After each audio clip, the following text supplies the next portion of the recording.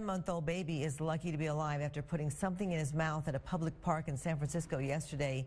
He lost consciousness and someone called 911.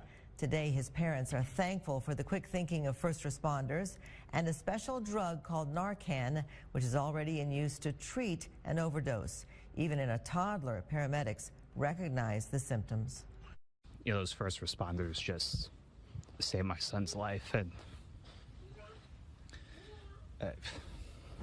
yeah, we're just so lucky that we got the guy we got. It was determined that the toddler swallowed fentanyl. They don't know how he got his hands on that in a public park, but now the family wants to pass on the lesson they have learned, that the risk of fentanyl could come anywhere to any age. If not unconscious, other symptoms include small pupils the size of a pinpoint, weak or little breathing, limp body, cold and clammy skin, and discolored skin, especially the lips and the nails. The CDC says if you see any of these, call 911 and try to keep the person awake and breathing and on their side to prevent choking, because even in very small doses, fentanyl can be deadly. The CDC says more than 150 people die every day from an overdose related to synthetic opioids like fentanyl.